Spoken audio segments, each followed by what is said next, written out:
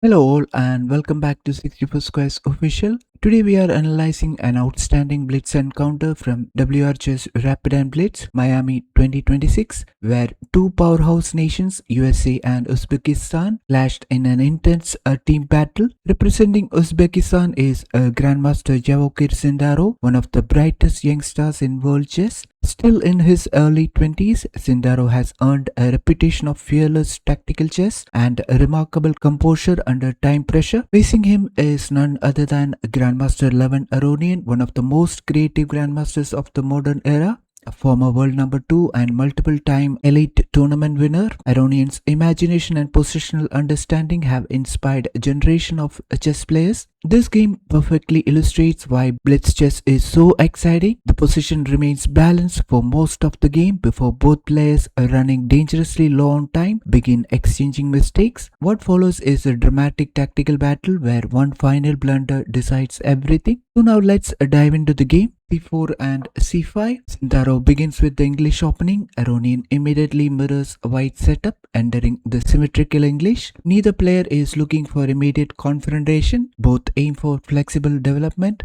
Now knight to f3 and knight to f6. Natural knight development. Both players control the center without committing central pawns. Now knight to c3 and knight to c6. Again symmetry, everything remains balanced. Now g3 and g6. Both players prepare to fianchetto their bishops. These bishops will become powerful long-range pieces controlling the central dark squares. Now d4. Sindarov immediately challenges the center instead of remaining in a slow English structure. White transforms the position into something closer to a Reti or Catalan setup. Black exchanges. Now c takes d4 and knight takes d4. White develops while maintaining central influence, still complete equality. Now d6. Aronian builds a solid pawn chain. He is preparing development without creating weaknesses. Now bishop to g2 and bishop to d7. White completes the kingside fianchetto. Black develops calmly.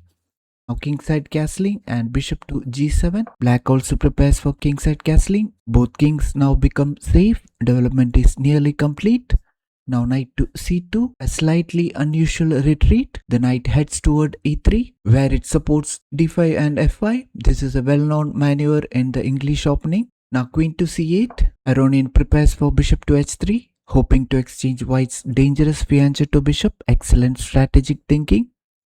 Now b3, preparing for bishop to b2. White develops harmoniously. Now bishop to h3, exactly as planned. Black wants to remove white's strongest bishop. Now bishop to b2 and kingside castling. Development continues. The game remains completely balanced.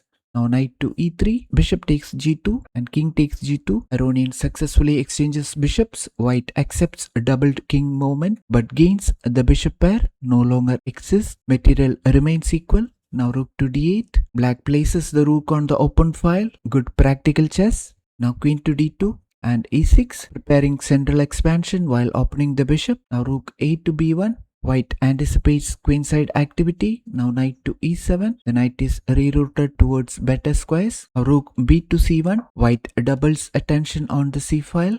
Now a6, a useful waiting move. This stops knight to b5, prepares queenside expansion. Now f3, prevents any knight jump to e4.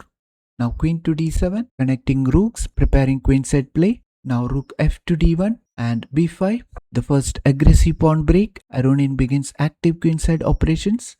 Now queen to d3 and rook a to b8. Both players improve their pieces before committing. Classic positional maneuvering. Now rook to d2, preparing to double rooks. Now b takes c4, attacking the queen. Now knight takes c4. The queen side opens. The game becomes more tactical. Now d5, attacking the knight on c4. Excellent central break. Black equalizes completely. Now knight to e5, attacking the queen on d7 and queen to d6. Both players continue improving their pieces. Still the position is roughly equal. Now knight to a4. The knight heads towards c5. Excellent outpost. Now knight to e8, preparing for knight to d6 or f6 ideas. A flexible defensive maneuver. Now f4. White gains kingside space, preparing e4 in some lines. So now knight to f6, preparing for knight to e4 ideas. Black centralizes the knight. Everything is still balanced. And rook d to c2. Excellent rook lift. White doubles the c file. Pressure begins increasing. Now rook b to c8. This was Aronian's first serious inaccuracy. The engine prefers pushing d4, creating immediate counterplay. Instead, black allows white to become more active. White's advantage grows. Now knight to c5. A beautiful knight. This outpost attacks everything. The knight dominates the board. Now d4. Aronian finally advances. Good practical chance. Now knight to b7, attacking the queen on d6. Sindarov misses an even stronger continuation. The engine preferred queen to f3, increasing pressure while keeping the knight centralized. Instead, white lets black regain equality. Now queen to d5, giving a check, at the same time attacking the knight on b7. Excellent active queen. Black immediately activates. Now queen to f3. This is a forced move to support the knight on b7. White keeps everything protected. Now rook takes c2 and rook takes c2. Major simplification. The game heads toward an ending. Now rook to b8, attacking the knight on b7. A very logical move. Now rook to c7, supporting the knight. Excellent activity. White's rook invades the 7th rank. Very dangerous. Supporting the knight on b7, at the same time attacking the knight on e7.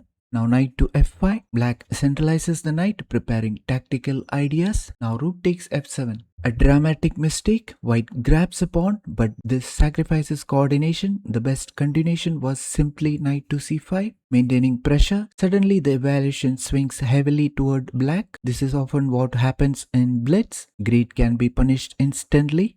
Now knight to e3 check. Fortunately for Sindarov, Aronian misses the strongest continuation. The engine wanted rook to c8. That move would have maintained a decisive advantage. Instead, the evaluation returns close to equality. A huge escape for white. Now king to g1. The king steps away, still surviving. Now knight to e4. This changes everything. A massive blunder by Aronian. Again, rook to c8 would have kept a black winning. Instead, Aronian's knight abandons critical defensive duties. Suddenly, white has devastating tactical resources. The evaluation jumps from roughly equal to completely winning for Sindarov.